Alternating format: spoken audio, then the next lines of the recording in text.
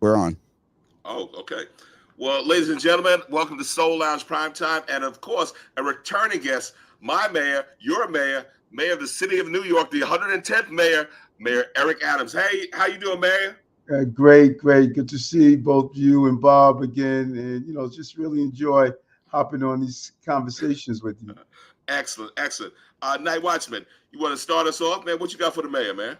Well, let's start off with the school, since we're in back to school, and we understand that you guys have shepherded the opening of 24 new buildings, serving 11,000 new students. So maybe you can tell us a little bit about that.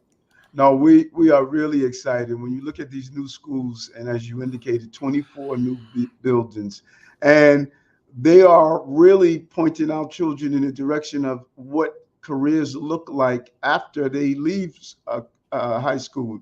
Like the one that I'm really encouraged about is the video and film and studios, the jobs that are available. When you look at these industries, people talk about the lack of diversity in front of the camera, but there's really a lack of diversity behind the camera.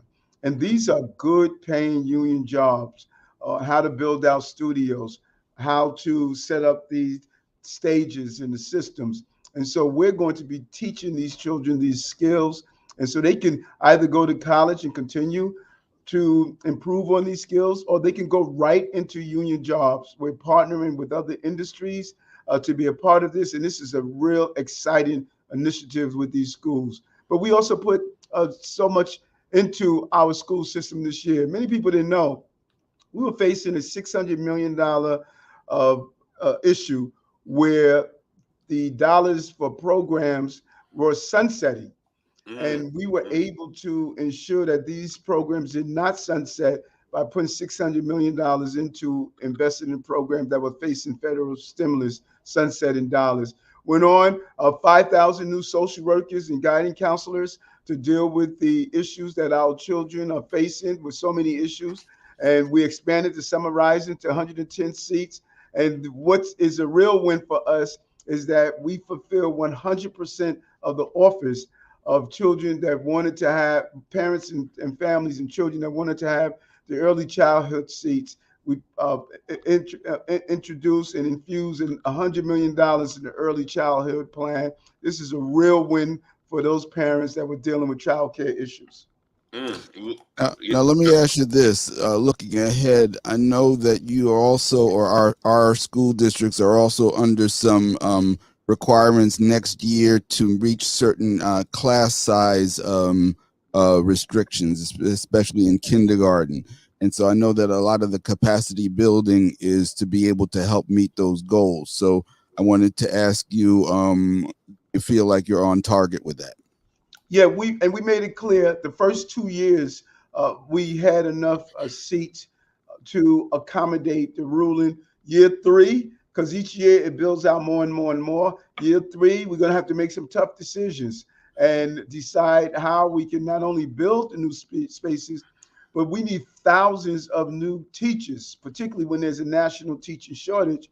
And you don't want to drop the quality of our educators and lower the standards just to fulfill the number of teachers we need. And these are some of the challenges we have. So we talk about billions of dollars in building new spaces for classes. We're talking about dropping the number, trying to find the number of teachers that we need. And in addition to that, we're talking about that in some schools, you have specialized schools. We may have to drop the admission of criteria and the number of people could get in. So we have to look at all of this to come up with the right way to solve this class size issue that we're facing. And you know what, Mr. Mayor, I definitely also want to say I'm going to give you some props for Keith Howard over at DYCD, because there's a heading up a nonprofit out there in the Rockaways. I certainly do know that after-school programs and after-school enhancements are necessary to make sure that, as you say, we keep the level and standard of the education system going. Yes, no, so true. And Keith is amazing, and what he has done in DYCD. When you look at the not only increasing the summer youth employment program for the first time with 100,000 summer youth. We did it in my first year in office, and we continue. Nice. But also managing many of the crisis management teams, and so much goes under his portfolio. He's a real hero. He did a great number of youth town halls where we heard directly from young people, and we're going to continue to see that type of leadership out of Keith. Beautiful, beautiful. I guess one of the other things, and here goes, the quote unquote elephant in the room. Of course, I was listening to the presser on Tuesday, and certainly we do know unfortunate incident at the West Indian Day Parade. I mean, like, but thank you for making sure that you do your best to see that people are kept safe. Yes. And as you said, your stats say this is the lowest number of shootings in the history of the city in August. So do tell, any comments? Yes, and when you think about it, what happened at the parade, you had one individual who shot 5 people. You didn't have 5 individuals shoot one person. And it's unfortunate. Any life is a life that we should not lose, and anyone that's a victim of gun violence is something that we made clear when we look at over 18,000 guns removed off our streets since this administration. So no one has zeroed in on this issue more than I have about illegal guns. But when you look at what we accomplished this weekend with crisis management teams, clergy organizations, police department, all of these groups coming together, this is one of the safest Juves that we have ever witnessed.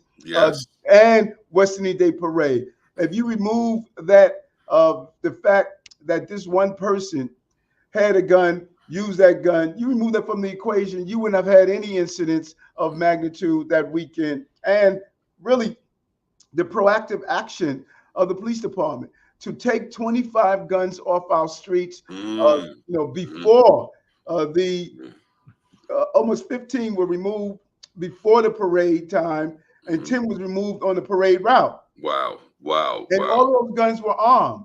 All of them had bullets inside. So the number of lives we saved by being proactive and having a real coordinated effort from all of our partners, job well done. And I know people are want to critique because we did have one knucklehead out there with a gun, but hundreds of thousands of people enjoyed this weekend because of the partnerships coming together to prevent the violence.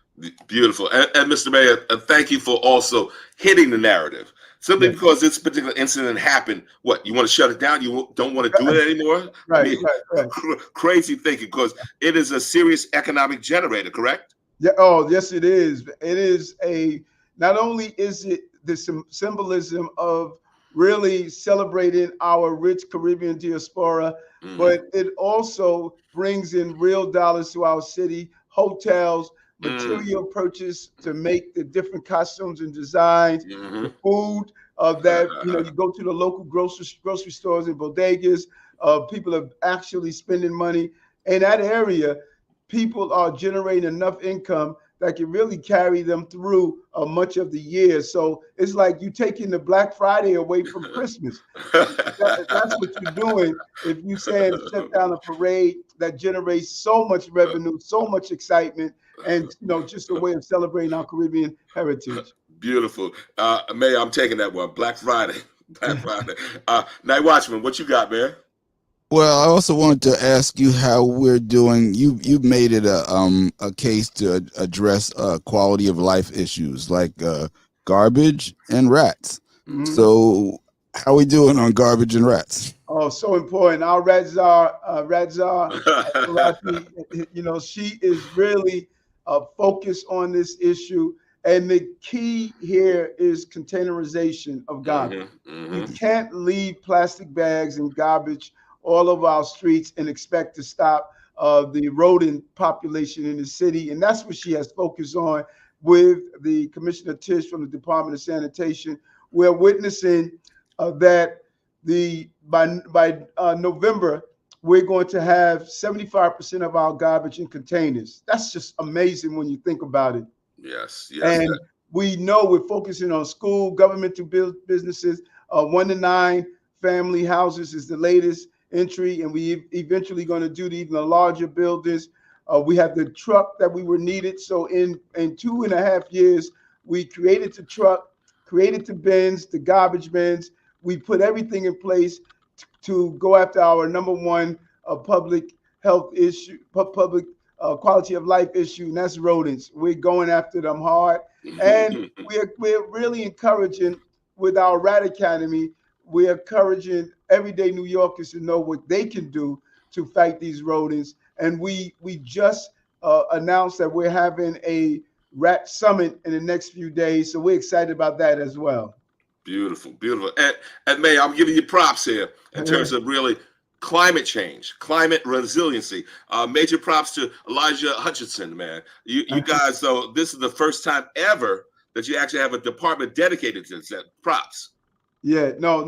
And Elijah is amazing. You know, you've done a lot of research. You know the work we're doing. I wish every New Yorker was on top of that. You know? But we know that in order, climate change is here, and in order for us to combat it, we need to do long-term planning, and we need to do things that are immediate as well, such as, you know, moving over to electric vehicles, making sure we build the necessary, protect our coastal lines, making sure that we take the necessary steps of how do we retain water, because many of the impacts that we're seeing, they have come from heavy rains inland, not only along our shores, but inland. And so we're coming up with new ways. Rick Agarwala over at DEP, the commissioner there, is really moving forward. Our entire team is on board, from DCAS, and new commissioner, the commissioner there, Louis Molina, is really looking at how do we deal with the climate change issues by just our fleet, our city fleet, and what else we can do to address the climate change issue. Beautiful. And you know what, Night Watchman, what else you got, man? Well, I just want to ask him, what's your biggest headache right now? You know, don't say reporters. Don't say reporters. But go ahead. Okay, you took my number one issue. No, it's really continuing to finance the migrant asylum seeker issue. You know, at one time we were getting 4,000 migrants and asylum seekers a week. We're now down to less than 700. And, you know, there's those who just don't fully understand that New York City can't be a city that you can come from anywhere on the globe and stay in our shelter system on taxpayers' dime. That's just not sustainable. And there's some in elected office who feel it's inhumane to tell people you have a certain number of days you can stay in our system, and then you have to take the next step on your journey. And that next step on your journey may go to the municipality that you originally wanted to go to. Some people have made the decision to return back to their homeland because our streets were not paved as gold, as you know, many people reported. And so we want to make sure that those who are here go on to the next step and become self-sufficient, and not see our shelter system as a permanency. Gotcha. I know you're running, Mr. Mayor, so I'm going to have one last question here, and that basically has to do with, of course, transportation. I take the bus, love the bus. I'm not that far, but a lot of mofos, they ain't taking the bus, paying. So what can be done, or what might be your solutions for this, Mr. Mayor? Yeah, real problem. Almost, you know, one report showed that 50% of the riders are not paying, and what people don't realize, that when those riders don't pay, it comes out of our pockets. It comes out of your pocket. You're paying for that. It's unfair. And we're not talking about just people who are low income. We're talking about people who are walking around with money in their pockets, who have made up determination that they're just not going to pay. And I think that we set the tone previous administration when there was no real proactive ways of making sure people are paying. We're changing that. We're looking at the most abused lines, bus lines, and we're putting out our teams out there and going after those who are not paying, who are going through the back door. And some people, which I think is even worse, it's just walking past the bus driver and refusing, you know, being disrespectful and just refusing not to pay. And so we're clamping down on that because we clearly believe that people should be paying their fare. Beautiful. Any final thoughts, Mr. Mayor, before we let you go? Because you know you're going to be invited back to the cookout. You know this already, right? Yes, I look forward to it. I think the biggest thing that I want to share with you is our whole initiative, Money in Your Pocket. We have been able to identify $30 billion through access to benefits and programs that make New York City more affordable. I can't do anything about inflation. I can't do anything about those economic winds that are blown in different directions. But I can say to New Yorkers, we have services and resources that can assist you during these tough economic times. We want to make sure you get access to that. Our public engagement unit, they have been going out, speaking with people on the ground, and there's everything from our earned income tax credit. You know, brothers, we put $345 million back into the pockets of New Yorkers through our earned income tax credit that we were able to get the increase in the Senate in Albany. And think about the Big Apple Connect, what we did with NYCHA. Every NYCHA resident now has free high-speed broadband. Wow. That's $153 million. And when you were talking about not paying your fare, for low-income New Yorkers, we have something called Fair Fares. We put $145 million back into the Fair Fares. And I think one of the items that we're doing with Money in Your Pockets is the medical debt relief. You know, that's the number one cause of bankruptcy. We're going to save hundreds of thousands of New Yorkers from having that medical debt by paying it off with this nonprofit we partner with. It's going to come to a tune of $1.8 billion. These are real wins and real ways of putting money in the pockets of New Yorkers. Woo! Man, all Mr. Right. Mayor. Yes, beautiful. Yes. And we're going to make sure you get your flowers while you're here, okay? Love it, brother. Love it. So, Night Watchman, you want to take us home? Yeah, you've been listening to Soul Lounge Prime Time on WHCR 90.3 FM, the voice of Harlem, also live streaming on YouTube and Facebook. Thank you, Mr. Mayor, and we'll see you next time. All right. Thank you. Take care, guys. You got it, brother.